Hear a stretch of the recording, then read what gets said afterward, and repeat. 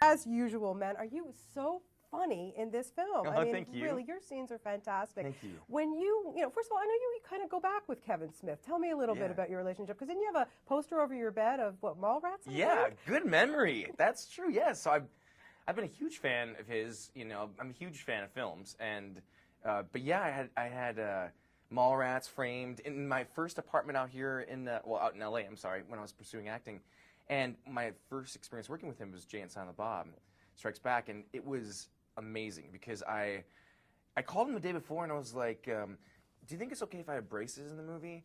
And then like long hair. He's like, sure. And then like from that experience, like I realized he loves to improvise, and it was one of the best experiences I've ever had. I only worked 2 days on it. So when he asked me to do this, I was thrilled. I mean, and same thing in this movie. Just we improvised so much, and a lot of it stayed in the film. Yeah, I was going to ask you because Dave, interesting character, right? The first time we meet him, like, what's going on? Is he like this crazy robber, whatever? You don't really know, right? But when you're, from what you took from the page and what you expanded into this character, I mean, how much was you, Seann? Because really did a great job with this guy. Thank you very much. I appreciate it. I mean, well, Kevin is incredible with ideas, like, and he encourages improvised stuff, and a lot of like the character came from the Tracy Morgan. He and I would riff off each other so well, and Bruce is so funny.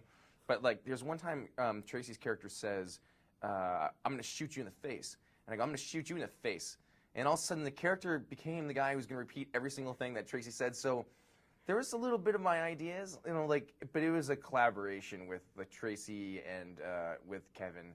But it was fun though. I mean, like it was. It was one of those experiences where Kevin would just leave the camera on, and then he would throw an idea out, or I'd be like, why don't I whisper in his ear like a little girl, or why don't I just start rubbing his nipple for no reason at all? And Kevin's like, great idea. And that was what it is. I wish I could say there was more method to my madness, but that's pretty much it. Well, the stuff about repeating, like when you're, when you're a little kid. Now, you come from a big family, you got lots of brothers and sisters. Yeah. So how much did you drive your brothers and sisters crazy doing that as a kid? Oh, I actually had a conversation about this with my mom. She's in town, and my brother is here, and I said, oh, no, because I said, somebody asked me that before, like, were you naughty as a kid? And I was like, no, I wasn't naughty. And then my mom was like, do you not remember? I'm like, no, I was a good kid, right? She goes, you were the worst kid. She's like, you got away with everything. And it's true, I burned down a forest, and I blamed it on my brother, and that was funny. But then when we got credit for the fact that they wanted to tear down the forest anyways to build condominiums, that's when I decided to take the credit for it. But I'd like to think that I was a good kid. I don't think I gave my brothers too much hell. I just want to know what you whispered to Tracy Morgan in his ear. This is how bad of an actor I am. I go, and then he's like, ha ha ha ha ha, like he starts laughing. I mean, I wish I was a good enough actor to actually try to make him laugh, but I couldn't go that far. It was just the idea of whispering. What's it like riffing with a guy like that? I mean, he is really brilliant, Tracy Morgan. He is. Yeah, Tracy, for me, like, I mean, I just love this movie. I love Cop Out, and I want people to see it. I also, of course, it's like I'm working with Bruce Willis, which is insane. It's so awesome. But Tracy deserves to be a major player in the business. He is so talented, and I prefer working with, a comedian like that, because I don't really like to have to say what's on the page. I like the fear of not knowing what's going to happen. And Tracy encourages that. Like, there's times where I would say to Tracy, like, I have an idea. He's like, don't tell me, just do it. And so it would be fun. A lot of the stuff that he and I did, while filming it is in the script.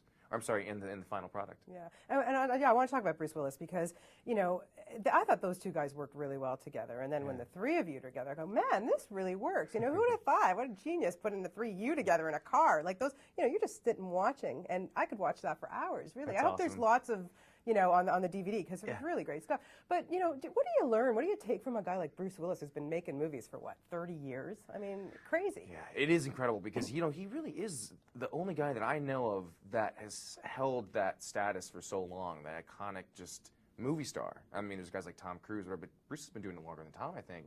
Tom, because I know Tom Cruise. But, I mean, Bruce is just such a great guy. He's so cool.